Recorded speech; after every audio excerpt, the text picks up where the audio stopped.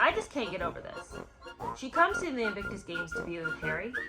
Who shows up on the scene? Let me give you one guess. I'll give you three guesses. Who do you think it is? Huh? Marcus Anderson shows up again. What's the deal with this guy? Like, for real, what's the deal with this guy?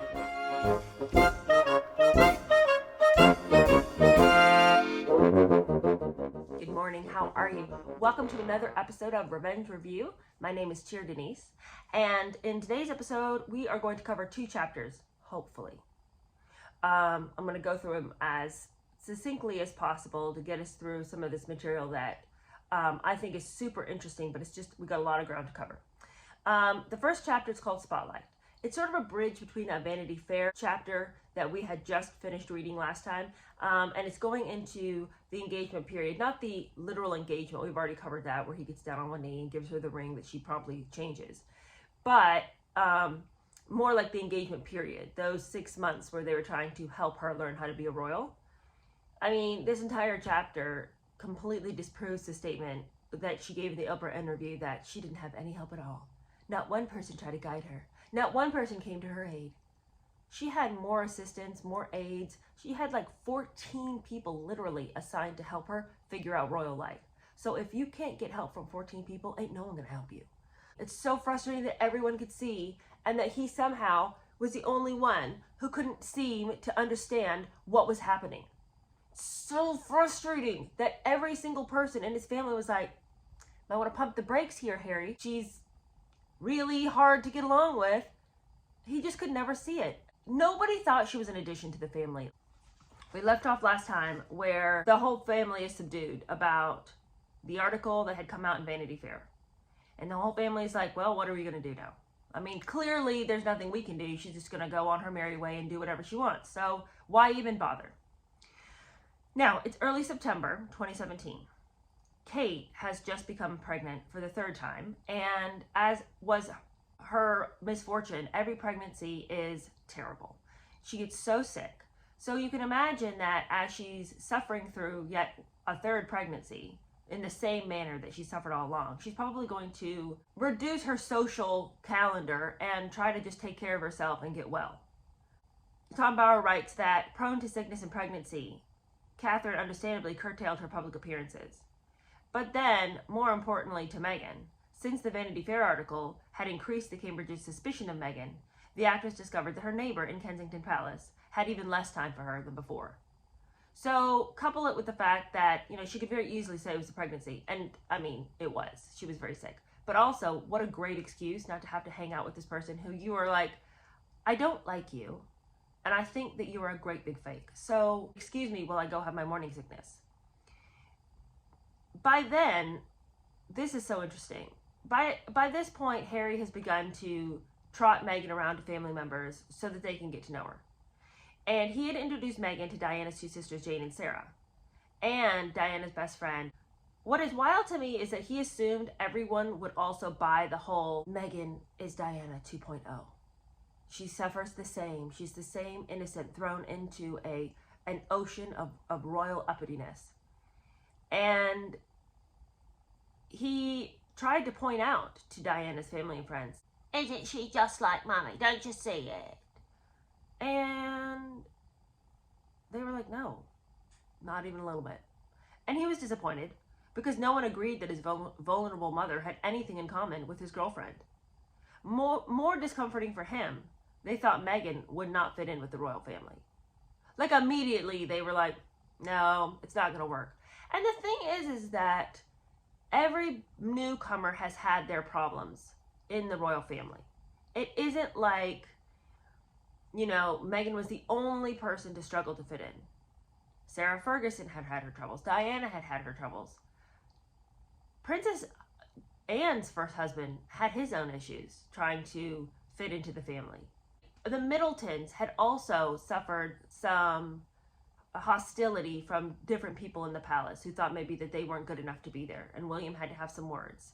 So this idea that it was singularly odd that people would attack Meghan as not being ready for the royal family that was kind of par for the course, I think. But what is talked about here is not just the usual reluctance to let an outsider in, but like a deep fear that she never could fit in. Like with these other people, it was like, oh, the learning curve's going to be steep for that one. But with Meghan, it was like she doesn't even want to learn. We're not. There's no excitement about what's ahead for her here. It's just more like, how is she going to lead us by the nose? But she's not willing that she should have to learn anything. Diana's brother, Charles Spencer, weighed in on this whole situation with Meghan. William had asked him to, please use your wisdom. You've been married 3 times. Could you please speak to my brother about choosing a wife wisely? And he did weigh in. And he cautioned his nephew to consider his haste towards marriage. But his advice just provoked bitterness in Harry. And who would be surprised? Harry's bucked authority since day one. And he, as I've said many a time, loves this fight. It just feels like such a, he and Meghan together, sit there and whisper to each other about how they're going to be the good the world needs. And this to him feels like the reality of that. Here he is being the good the world needs. So Harry says later, when he was reflecting upon the whole thing, that he knew, oh, this is going to be really hard. Nobody wants Meghan. Nobody wants Meghan, probably because she's half black. A bunch of racists is what they are. But on top of the problems with, the teeming racists within his family, he was also really worried about insufficient money if they got married. Now, this is wild to me, okay? Because he got $1.5 million a year. Okay, that's not, billionaire status. But for the regular person, and even the unregular person, even the upper middle class, it'd be like, 1.5 million, you put that in a couple of wise investments, considering the fact that you don't have to pay for your housing, you don't have to pay like bills. I mean, that's just like play money. Okay, so $1.5 million, you can't make a life for you and your wife. He's concerned he's not going to be able to provide for her on a level that she's accustomed to at $1.5 million. Because it was also clear that Meghan's acting career was 100% over. He couldn't rely on that. So he's worried about the family, saying that she's, never going to make it in the family. He's also worried about her, pressure from her, that he's not going to be able to provide the lifestyle that she had joined the royal family just to have. She for somebody who says that they know a lot about the world, they don't seem to know a whole lot. For this, worldly woman who, spent all that time in Argentina and who was some sort of, world studies major, how does she not know that it's not like the royal family are not billionaires? I mean, yes, his name was going to get her places, but financially, didn't she know that there was going to be some cap on what she can spend? Catherine never seemed to have a problem understanding this. And I think it is because of how she grew up. Like, the money that Meghan spends on clothes, we'll get into that a little bit today. I don't understand where she got off thinking she could spend this kind of money. She doesn't seem to understand the royal finances. Well, Harry is trying to figure out what to do about the money thing. Meghan is coming out, letting people know that, no, she's not going to go back to acting. Actually, the reason I'm not going to is I just need a more meaningful career. I need something that is all about the good of humanity. And I just feel like I need to take a step back from acting. Well, the thing that was really hard for Meghan right at this moment was that she's going out and saying, I'm choosing to step back. She also knows that she actually isn't choosing to step back. It still is not official that she and Harry are engaged. So she's feeling a lot of mounting pressure because Harry's worried about how they're going to do financially. She's in this like limbo, sort of. And she's worried about that because nothing is 100% official. She hasn't sealed the deal yet, but she's so close to it. Now, at the same time, this is when people really took note of them at the Invictus Games. Now, they'd had that picture taken at that polo game of them kissing. So people knew that she was his girlfriend, but she hadn't been part of any kind of royal event, any kind of royal charity work with Harry. You know, and the Invictus Games was Harry's charity. And Meghan had not been part of anything to do with the royal family. It was just kind of like she was a hangers-on in Harry's world. And so we had a few pictures of her on the periphery of his life. But if she was going to arrive at the Invictus Games with Harry, that meant that they were much more serious than anybody had previously realized. She shows up. And, you know, he's going out saying all of his good charitable words about how his publicist had put out that he was really interested personally in depression and suicide and, you know, mental health. Don't forget about mental health. And they dutifully reported that he had meetings in the city to highlight mental illness and the importance of the Royal Foundation's Heads Together campaign to help sufferers. This is his big thing right now, all because Meghan got in his ear. I mean, yes, they had the Heads Together campaign, but she's really wanting to push this whole mental illness thing. Mental illness is such a buzzword, I feel like, for a certain contingency of people. Not that there isn't mental illness, but it's almost like, let's not solve the mental illness. Let's just keep bathing in it. So you just sometimes wonder, it's like, how much did Meghan really want him to get well? Because she has him doing a lot of talking about it. But then the therapies that we'll later see them engaged in, it's like, I don't know if that's really going to help, though. Okay, well, what's interesting is, I just can't get over this. She comes to the Invictus Games to be with Harry. Who shows up on the scene? Let me give you one guess. I'll give you 3 guesses. Who do you think it is? Huh? Marcus Anderson shows up again. What's the deal with this guy? Like, for real, what's the deal with this guy? And the other day, I was like, I gotta figure this out because I don't understand. Every single time she has any kind of event, he shows up even in the most unlikely scenarios, like with at her own home having an interview with the Vanity Fair situation, and she asks Marcus Anderson to show up? Somebody make that make sense. Remember in Spare when Harry is at the house, when Harry comes to Soho House and he's got this dumb story about how he's hiding under the covers when the breakfast arrives for them in the morning, and it's 2 breakfasts, and for some reason he said there was nowhere to hide. The bathroom would be one spot, but he's hiding under the duvet, trying not to let anyone know he's there, even though there's literally been 2 breakfasts that have arrived, so somebody is in there. Then who should show up but Marcus Anderson? And he wasn't named in the book. And so I had no idea who he was. And I remember reading it thinking, that's weird. Why was the hotel manager showing up in Meghan's room in the morning time at breakfast when she clearly has a guest? Thought that was odd. And I didn't know why she didn't just turn the person away like, no, I don't need anything, thank you, you know. Now we know it was Marcus Anderson. Why is he always around? Why? Like, the people out there who are like, well, he's her handler. He's essentially her pimp. I'm like, yeah, I think maybe something's going on here. Because I don't even understand why Harry puts up with it. Really now, I don't understand. Like, even now, she and Anderson are still friends. And you just want to ask yourself, what is happening? Why are you still so ensconced with this individual? Like, why are you 2 people so enveloped in each other's lives that you're inviting him for every special moment ever? If somebody had told me that he was at the bedside of their children being born, I would believe that also. Because, I mean, it's like, I feel like he is the true friend that Harry thinks that he is. Like, Harry thinks that, you know, we're this great team. That's what he's always talking about, we're this great team. No, you're not. You were the 3rd wheel in the relationship with Meghan and Marcus Anderson. Meghan arrives at the stadium. It was all very carefully planned. Melodramatically, Harry insisted that a Scotland Yard detective stood nearby. Meghan was there not only to cement her relationship with Harry, but also to showcase her vision as Harry's future wife. So she wants people to definitely see her as, you know, the lady on his arm, the woman of his dreams. Here we are together. This is his future. You'll always see us together. It won't just be Harry anymore. It'll always be Harry and Meghan. Now, she, to help her designer friend, Misha Nonu, the lover of sound baths, she wore a classic white husband shirt from her friend's new collection.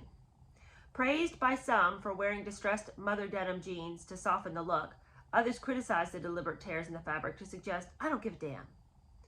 Women found Meghan's cool minimalist style, her polished casual look, relatable to their own wardrobe. The Meghan effect, she noted with satisfaction, sparked a dramatic increase in orders for the clothes and sunglasses she wore. Her relationship with Harry promised considerable commercial benefits. She doesn't understand the way the royal world works. You don't get commercial benefits. That's over. Her stupidity and her just bullheadedness bugs me. It's like you don't just get to go walk through the world and have it your way all the time. So I think that this is also very interesting, and it refutes what we talked about in Spare. Harry talks about this same incident, and he writes, or Meghan writes, that she was crucified for her look, that everyone hated it, that the palace criticized her for it, even though she claims, / he claims, that the palace approved the clothes she wore to the Invictus Game. And then when everybody came out and they say everyone came out and criticized her for it, the palace would not stand up for her and say, no, we said she could wear it. Okay, but where's all this praise that where's this talk in Spare that there was the quote Meghan effect? And I remember people liking her style. It is minimalist, sort of casual and chic and all this. It's very American. And people liked it. I'm sure there is a certain set who would look at her ripped jeans and be like, oh, that means she doesn't give a damn. That's not really what that means. I'm sure that there were some old fuddy-duddies who wanted to be that way about ripped jeans. I think ripped jeans are kind of like, we need to get over that look, just because like I'm past it. But I'm not offended by it. I don't think that it's, disrespectful, especially at an event like the Invictus Games. Of all the things she could have shown up to in ripped jeans, I think that a sporting event, I don't see that that's like inappropriate. But even if people had come out and criticized what she wore, people are always going to say, there's always going to be your lovers and your critics. I don't understand why in Spare he had to report only the negative. I mean, that's what Spare was. It was the report of every negative thing that had ever been said ever. Completely glossing over the fact that, again, at this point in Meghan's introduction to the world, there were tons of people who loved her. Loved her style, loved who she was, loved loved who they believed that she was. So just shush already, Harry, with all of your everyone hated her all the time. It was so hard. It was such a slog. Now, Tom Bower moves. He said the fashionistas were tracking what she loved so much. And he has this interesting little bit. It's almost odd that he put it in here because there's no bridge to this statement, and there's no real bridge after it. But he throws in there, probably because he was talking about fashion anyway, that at this time Meghan was thinking about what her wedding dress would look like. And apparently she was a real admirer of Carolyn Bessette, who was the wife of John Kennedy Jr. And Carolyn Bessette had a wedding dress that Meghan was eyeing to copy for her own wedding dress. Some people said later on, when they found out the connection between Meghan's wedding dress and Carolyn Bessette, that there was a parallel about the previously unknown Bessette ensnaring America's most desirable bachelor prince. So there's that. I just don't know why she chose that dress. We'll talk more about it later on the wedding chapter, but can we just say that was ugly? I mean, I remember seeing Meghan the day on the wedding and just thinking, you don't really look like this is your wedding day. Like, you look like you tried on a dress that needs to be ironed. That was such a terrible dress to choose. Because it's through no fault of her own. It just looked sloppy because the material was wrinkled all across her waist where she had sat in it. It's not a good dress. It was just so ill thought through. And if there was any detail on it, anything to make it look like beautiful and lovely, I mean, it was all lost at the camera. But even if she wanted to go for something super minimalist, she should have chosen something that wasn't going to wrinkle so horribly across the waist. I don't know. I have specific feelings about wrinkled clothes. So now everybody knows, oh, Harry and Meghan are definitely together. After the Invictus Games, people knew. So Meghan's over there prodding Jason Knopf to, come on, get us some more photographs. We need more people to know that this is the look now for Harry. I will always be here. I will always be clinging to his side. So Harry and Meghan arrived hand in hand to watch a tennis match. With an adoring look, Meghan posed alongside Harry, touching and stroking him, while the camera ceaselessly clicked. Her life's work had prepared her for that moment. 5 days later, she landed her reward. Because 5 days later, she was now in a box, not only with Justin Trudeau, who, not but a year earlier, she'd been begging Gina Nelthorpe-Cowan to help her get a picture with him. Not only was she in a box with Trudeau, now she was also standing there with Melania Trump and Barack Obama and Joe and Jill Biden, all together in the stadium box, in Harry's stadium box. And it's wild how she managed this. I'll never get over it. Isn't it gross that she's always, every time she's with Harry, stroking him and holding him and all of this? It's not dignified. You know, I remember when my husband was in the military, and he'd been enlisted first, and then he went to college, went back in as an officer. And of course he has to go to the officers training at Fort Benning. And so a lot of the guys there who were training to be infantry officers had come from West Point. And a lot of them had wives that they had married right after West Point and then brought back down. And they said that when they were at West Point, whenever they would go and visit their boyfriends, you were not allowed to touch your boyfriend at all. Not even hold his hand. The only thing that they were allowed to do when they walked together is he could put his arm out and you could put your arm through the crook of his arm. And that was it. And they all told me about this. And I remember thinking how interesting that was. And sort of liking it. I liked the fact that there was this restraint that was expected. That there was a dignity in restraint that was expected. Because you know, you never see Catherine pawing all over William, and yet you never doubt their love for each other. Like, they just look at each other and you can see their love, their admiration, their respect, their joy that they have together. It's so genuine. They never have to touch each other, and you'd never doubt their commitment. Her need to constantly be all over him is so low class. Like, get your hands off of this man, please. Okay, well, apparently at this cozy little shindig over there in Harry's box at the stadium, Barack Obama says to Harry, "How's it going with Meghan?" After she was escorted into the box. And, you know, this little comment was leaked to the media. And I find it interesting that they would think that would be worth leaking. I mean, it's almost like Obama said that, not as a compliment. Why, like, how's it going with Meghan?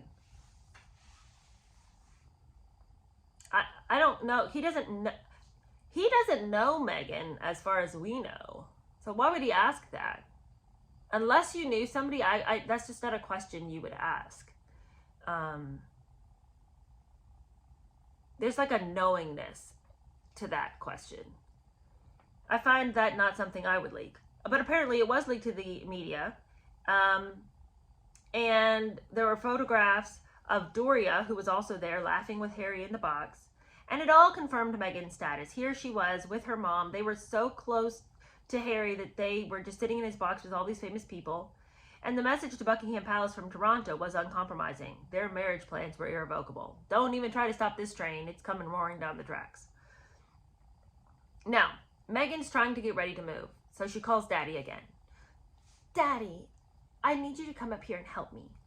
Again, no, she doesn't. She's got enough money to get some movers and stuff. Like, why does her dad all the way from Mexico have to come and help her pack house? Like, this doesn't even make sense. It's just her continually trying to put upon him what she knows he cannot do. He can't afford to come. And she doesn't want him to. He hesitated. He could not afford a ticket and the expenses. And he could hear her anger when her request was rejected. But then later, after he saw that Doria was up there with Meghan, he felt like, well, wait a second, I want to be up there with Meghan too. So when he saw that Doria was making the rounds in the media with Meghan, and apparently it was okay for her to be seen with Meghan now, because remember, she told her parents to lay low. He said, well, I'd like to come up there. If I fly up there, can I have a picture with you? And he said it would take the heat off of him if people could just know, all right, I'm her dad, and you'd have to stop hiding all the time and not talking to people. If it could just be confirmed, yep, I'm her dad, here I am, it's no thing. At first, Meghan agreed, and she even volunteered to pay for him to fly up there. But he shouldn't have believed that that was ever going to happen, because Doria got in his ear. So now this is really interesting to me. We're seeing a real change in Doria, too. Because you know, from if you've watched this review, that Thomas and Doria were never at odds with each other. They had always gotten along. Back when Meghan was little, they had separated, but amicably. And they'd always celebrated holidays together and made it so that there wasn't a bitter disagreement with them, ever. But now that Doria is beginning to be comfortable next to Meghan and comfortably in the limelight with Meghan, there's absolutely zero chance she's going to share this with Thomas Markle. He might muck it up for her. So she and Meghan are now in cahoots to keep Thomas on the outs. Why are they being like this? I don't like Doria. I hadn't really any opinion about her one way or the other. I've been reluctant to express too much of an opinion about her because she hasn't really had enough in the book for me to express much of an opinion. I didn't think of her much as a mother or a stepmother, and I thought she was sort of flighty, especially when it came to her work. It didn't seem like she really was doing much in the way of consistent employment. But I didn't have much to say about her character. But I am a little bit, I raised the eyebrow to this, because here she starts whispering to Doria, oh, don't let him come. He's only coming to get his photo. So within hours, Meghan told her father that he should not come. Forget it, Daddy. Never mind. And Thomas was puzzled. He hadn't realized that Doria had flown up weeks earlier to London to meet Harry. So all he knew was that she was at the Invictus Games and that she was in Harry's box, but she didn't know that this was not the first time she'd ever met Harry. No, she's been to London. And Doria, do we believe that Doria had the finances to get to London and to stay in London? I can only imagine that Meghan was helping her out too. The invitation to Canada is canceled. Meghan says, I'm not going to help you fly up here. Never mind. We're done. And Meghan uninvites him to come. Now, unsuspicious of his daughter and her mother, Thomas sought reconciliation among his children. With good intentions, he gave Meghan's telephone number to Samantha. The reaction from his younger daughter was nuclear. Meghan screamed in fury down the line to Mexico and changed her telephone number. Her calls to Thomas markedly declined. Staring at the Pacific from his bungalow, Thomas Markle struggled to recognize his daughter's behavior. Shortly afterwards, Meghan filmed her last scenes for Suits. She was giving up professional acting forever. Among those who bid farewell to her was Wendell Pierce, Rachel Zane's, quote, father for 4 years on the show. You've always been a friend to me, he said to Meghan. But he never heard from her again, he said later. He, too, was ghosted. Now, I do have one thing to say about that. It helps the narrative that Meghan is a nightmare because she ghosts everybody. Everybody that we've come across. Meghan ghosted this person, Meghan ghosted that person, Meghan ghosted this person. And she does do that a lot. But I also think that you can't keep up with everybody in your life. Even if there was a point in time when you were good friends with somebody, sometimes there's just friends who are seasons in your life. And not because of any ill intention on either part. It's just you move on. If you kept track of every single person in the same manner that you'd once kept track of them, you wouldn't do anything but stay on your phone texting and calling. So I just kind of think that Wendell Pierce, who was her father on the show, I don't know, because Meghan wasn't on the show all that much. She wasn't like one of the stars of the show. She was a supporting character, so Wendell Pierce would have been even less visible than she was. How friendly were they that he can now be offended that he was ghosted? I don't have an answer for how close they were. The book doesn't tell us. But I do think that we need to be careful with this narrative that everybody that had ever known her when they, weren't, when she wasn't calling them up all the time, I don't know that we can tack that on every single time. As tempting as it is, because she has significantly ghosted people who are, it's shocking that she would. But I also think if you're sort of just, if you're not quite an acquaintance, but just like a vague friend, I think maybe we don't need to always say she ghosted people. Sometimes you just can't keep track with everyone. And I think that that term loses its strength if we're just going to use it for every single person who's like, I didn't get invited to the wedding. Well, when you make a wedding list to invite people, I mean, you can't invite every single person you ever knew. So even though you might think you deserved an invitation, maybe you didn't. Maybe you weren't as close with that person as you thought you were. Okay, now, I am right at the 30-minute mark, which means that I have high doubts I'll get all the way through engagement. So it might be, I'm going to get as far as I can through engagement, and then when 6 o'clock rolls around, that's when I got to close up shop over here because people need breakfast. So I'm going to start in on chapter 19, engagement. So people now know she's introducing Doria to the family. She's becoming more and more ingrained in the public's idea of now it's not just Harry, but now it's Harry and Meghan. All her dreams are coming true. But now she's got to settle in on her whole engagement period. This is where everyone is now going to know that she's engaged to Harry. Now, to please Harry, the Queen agreed to ditch centuries of tradition. Meghan was going to be fast-tracked into the royal family before the wedding. There's lots of speculation why anybody felt that this needed to be done. Now, Harry says in his own book in Spare that he told his family, not specifically that if you don't allow me to marry her, you're a racist, but he said the fact that you won't defend her against all this racist media means that you yourself are going to come off as racist. This would have been particularly offensive to Charles' sensibilities because Charles has a more sensitive mindset towards public opinion, particularly on matters that lean towards the left. So I'm not saying that racial reconciliation is something that we don't, with minds in our heads, agree with. We all want racial reconciliation. But some of us are more inclined to be manipulated by that than others. And I think he was of the ilk that is easily manipulated by a suggestion of racism. Now, I come from a camp where it's if you are not racist, then nobody can ever use that against you. Moreover, I think that when you tend to let that affect you, it might suggest perhaps you are racist because you are willing to believe something that you should know isn't true about you. If you can be manipulated with the statement of, if you don't do X, Y, and Z, it means you're racist, then perhaps you really have had feelings inside that were disdainful towards other races. Otherwise, why would you care that somebody says that about you? Somebody could call me a racist all day long. I'm not. So I don't care what you say. That's your own problem that you're going to walk through the world making up crazy statements and judgments. Anyway, all I can think is the family is terrified of being supposedly racist. And so to meet Harry and Meghan's demands, they say, fine. Let's fast track you in.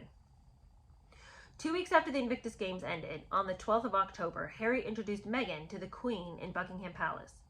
Over tea and sandwiches, the monarch formally approved her grandson's engagement. Really, the 91-year-old had no choice. Everybody in the whole family was saying, let's hurry up and get this done. This was not the first time that Meghan had met the Queen. There seems to have been, and we know about this reporting both from Spare and also Meghan claims this happened, where she met the Queen at a chance meeting in Windsor Park. And we know from Spare that's when she thought that Prince Andrew was the Queen's assistant. The fact that he included that in Spare means he knows he had something to answer to when it comes to Prince Andrew.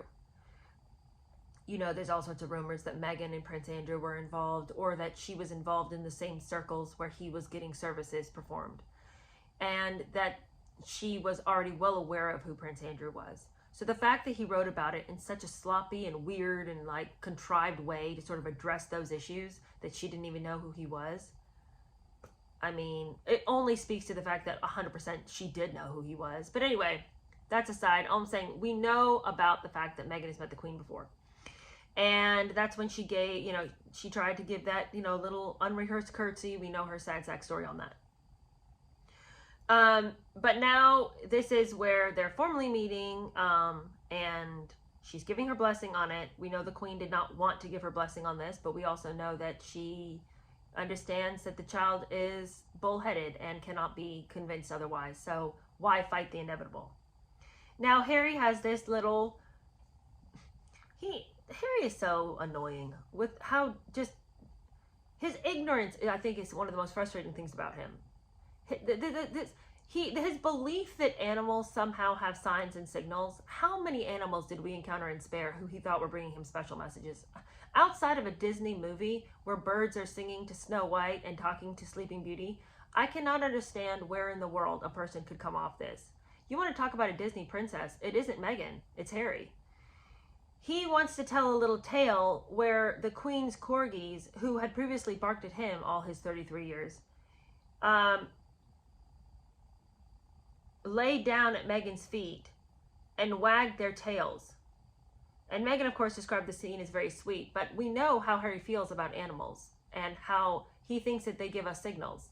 So he felt this was the animal's way of saying he had done well. What a poor simpleton. Truly, truly.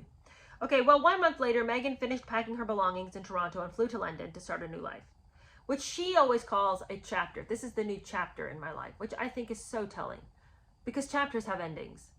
So she told us from day one that this was all going to be temporary in the grand scheme of things.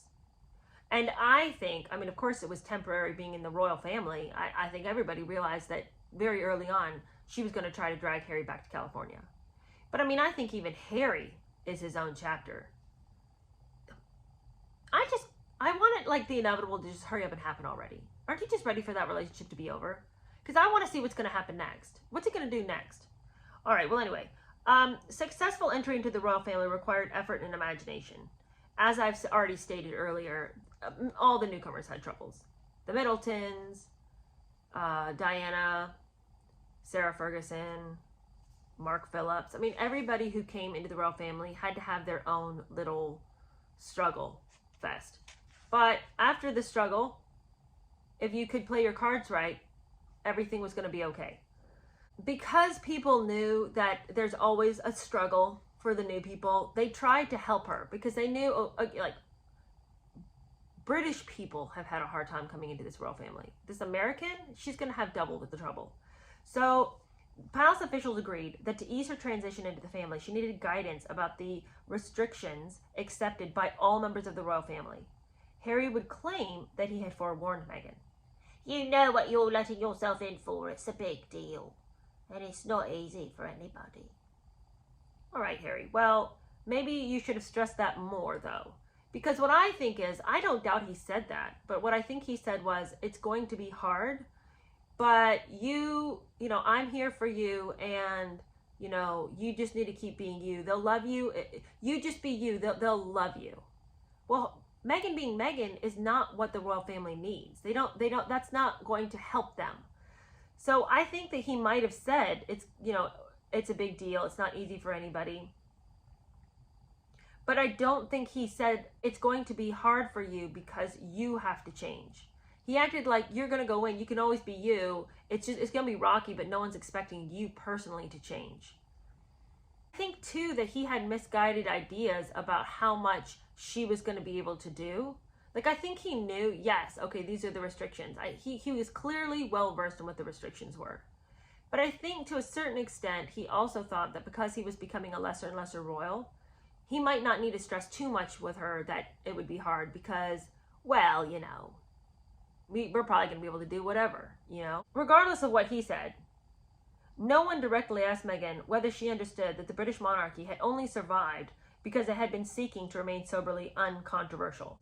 No one spelled out to her that monarchists were unaware that most of the changes made to ensure the crown's modernization and survival had been imperceptible. But then, no one recalls that Meghan asked any detailed questions before the engagement was officially announced on November 27th. So there did seem to be some breakdown in communication. mostly because she was not curious about where she was coming, so people didn't know how much they needed to tell her.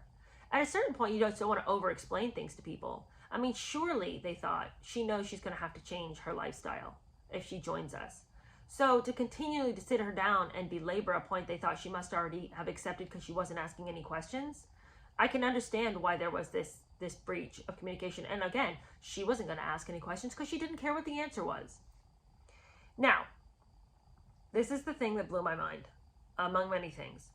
They announced the engagement, right? 10 a.m. She comes out wearing this white coat, later changing into a 56,000-pound Ralph and Russo dress. 56,000 pounds. My mind can't even comprehend that amount of money for an article of clothing. For a dress? That's like somebody's yearly salary. For a dress? I mean, I'm sorry. That is grandiose on a whole nother level. Where did she get the money for that dress? What favors had she had to perform in order to get that kind of item? 56,000 pounds? My poor little church mouse brain can't even comprehend it. Okay, well, with Harry beaming, the photographers were given time to produce their best shot. They noted Meghan's eyes fixed on her fiancé and recorded her rubbing Harry's back as they walked back to the palace. Her conspicuous tactile reassurance would become a feature of their public appearances. Some said it was maternal, but others said it was proprietorial. I tend to think it was a little bit, come here, you're not getting away. I'm the one you need now. It may maternal, yeah, the maternal love of an abusive mother who uses her love against her child. Now, the fashionistas were excited. As we mentioned in the previous chapter, they loved to see what she was going to wear. They really liked her style. Unlike Kate, who wore a high street Reese dress for her engagement announcement, Meghan was not wearing an, quote, ethical garment. Her clothes and accessories, worn with confident sense of style, were praised as, quote, authentic. Meghan is very in the know, gushed one commenter. She just gets beauty. Her approach is very effortless. She just wants to look like a better version of herself. What I don't understand about everybody gushing about what she was wearing is what happened. Because now all we ever get is Meghan's clothes are so ill-fitting. Meghan's so sloppy. Why did she choose that? It only makes her waist look thicker. Like, nobody thinks her style is something to emulate now. Is it because she went to America and she adopted the whole yoga pants and ripped jeans thing again? Because I think when she was with the royal family, she did look very polished. You know, there's that one dress. It's like somebody must have been helping her. Because she's got that one dress that it's that white dress, and there's that really big piece that comes across almost like a cape. And it's very structured. And because of the width on her shoulders, I'll link it up here so we can all look at it together. Because of the width on her shoulders, her waist ends up looking much smaller. And it's an optical illusion, but she looked stunning in the dress. And I think that a lot of the things that she wore looked very tailored, very, again, very minimalistic, but very smart and classy and gorgeous. I thought she looked beautiful when she was with Harry in England. But then she came to America and like she's just dressed down, sloppy. I'm like, what happened to the tailors? What happened with this pristine look? And yes, of course, you're going to have like a much more elevated look as a part of the royal family because you have to look put together. But having experienced that in the flesh, it seems like she would have taken some of the things she learned there and put into practice in her real life. I don't know, call me crazy, but I would have. She got so much praise for what she wore then. It seems like she would have wanted to make sure she was replicating that later on, but she seems to have cared less for that. Everybody noticed everybody thought that she had this really modern way of approaching fashion. But nobody wanted to talk about the fact that the reason she seems so worldly and wise is because she is worldly and wise in one very specific way. She's street smart. She is an actress. She understands how to play the crowd. She understands how having a lot of charisma and being real smiley and smiling with your teeth apart, like, makes people think that you're just like having the time of your life, like you couldn't love to be anywhere else. Like every single picture that you see of her smiling, it's such a, I mean, it's like a caricature of joy. It's like, I really, it's rare that I've seen a picture of her smiling like a human would smile who's really happy. It's always, but it's like, but where's like the normal pleasant look on your face that you would have if you were happy without having to act happy? I don't know. Okay, so anyway, all of this leads into, I mean, nobody was asking any questions about are we being played here. They go on to their 20-minute BBC TV interview, and Harry revealed to Michelle Hussein that from the first moment they met, he knew that Meghan was the one. Okay, so then they go on to their 20-minute BBC TV interview, which followed, and Harry revealed to the interviewer that from the first moment they met, he knew that Meghan was the one. Who could know that? Now, I'm not saying you can't know in a fairly short amount of time that you and this person really resonate, but this stupidity about I knew from the first moment, stop that foolishness. I also wish that stupid blue jay outside would stop his foolishness. Quiet! Ah, dang blue jays. Without a blink, she declared that she had done no research about Harry before the blind date. Everything she discovered had occurred, she said, during an 18-month, really authentic and organic learning curve. We learned about each other through investing time and energy to make it happen. And she said that in this period, she had learned about him by focusing on who they were as a couple. Okay, you guys, who talks like this?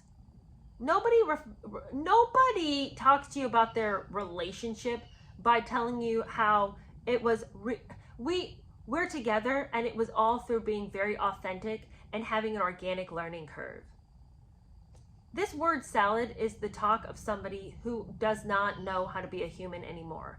All they're doing is regurgitating lines and phrases and buzzwords that they have culled together so that they might look like a human.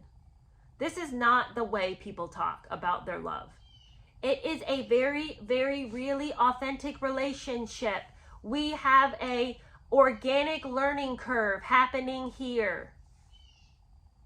What? Okay, well, then she goes on to say, without a flicker of doubt, and this whole section was just like them hurt because we thought that this was really happening and come to find out it wasn't. But they know that what they're saying is an untrue statement. But this is them already planting the coy, what? She says in this interview, without a flicker of doubt, that Catherine has been absolutely wonderful. That's not how she was acting all this whole time. Lo, these many years, she has not acted as though Catherine was so great. She's complained bitterly to Harry that she thinks that William and Catherine are cold to them. But then Harry jumps right in on this. It's amazing, agreed Harry. As has William and as well. Fantastic support. He said that the whole family has been absolutely solid with the support. We all love her. We all think she's the best. We all can't wait. We're just waiting for that day. It's the most wonderful thing that's ever happened. Nobody in the whole family has ever rejected anything ever over. We all love her. Mostly because she's black. He also said that Diana, he was sure, was present in the ether, and that, you know, had she been there, Diana and Meghan would be as thick as thieves. That's what they'd be. And I think she'd be over the moon. I think she'd be jumping up and down on the couch, just like Tom Cruise. And I think that she'd have been excited for me too. Because I found the love of my life. I knew from the minute she came on the scene. It was her and no one else. Everyone else in my past had pales in comparison, literally, to Meghan. So Harry finally reveals that he also had called Thomas Markle to ask for Meghan's hand. So he wanted to make sure everyone knew that he dotted his I's and crossed his T's, and that everything here was on the up and up. It was all amazing. It was all wonderful. It was all pure and lovely. Meghan also wanted to get in her little word here that despite the fact that she was so famous, she'd always worked so hard to live a quiet life as this mega actress. And it was really to her detriment, because now everyone believed that since she was such a celebrity, it should all come so easy to her with this mad paparazzi following them everywhere. But it didn't, because this wasn't the sort of lifestyle she had chosen to be in the public eye, working so fastidiously to keep a low profile despite the rabid desire for a picture of her. And she says, "I've never been a part of tabloid culture and lived a relatively quiet life.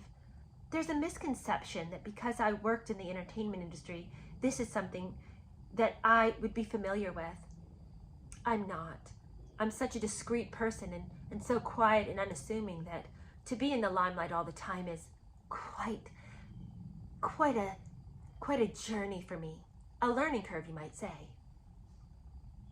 Presenting herself as a contrast to Kate, she said, "I do not see marrying Harry as giving anything up.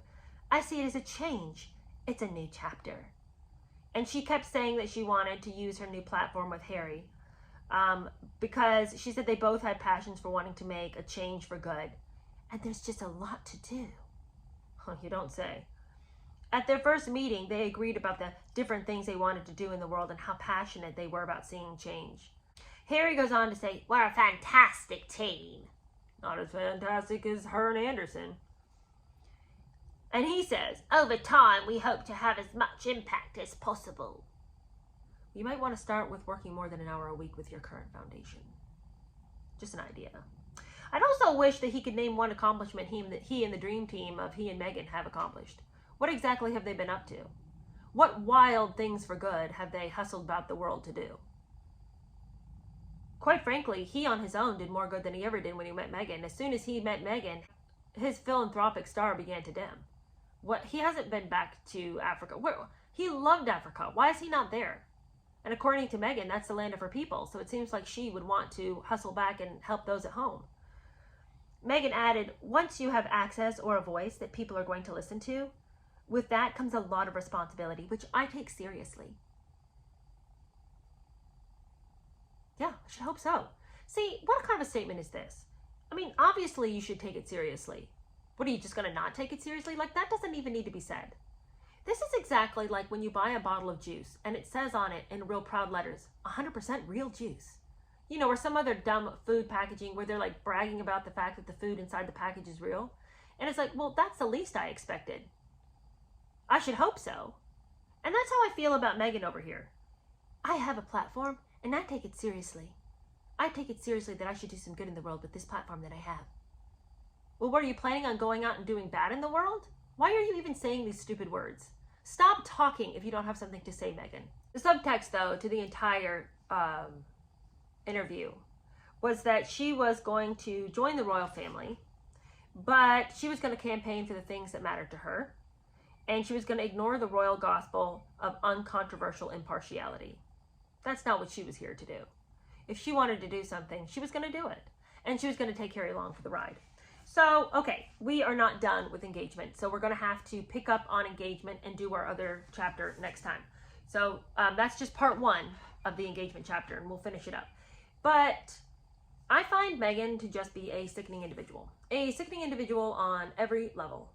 And the fact that Harry, who could have had his pick, I want to believe, of nicer girls, the fact that he thought Meghan was somebody to bring home and be proud of, I just can't believe how much he bought all of her lies, especially like going over to his mom's family and being like, "Isn't she just like mommy?"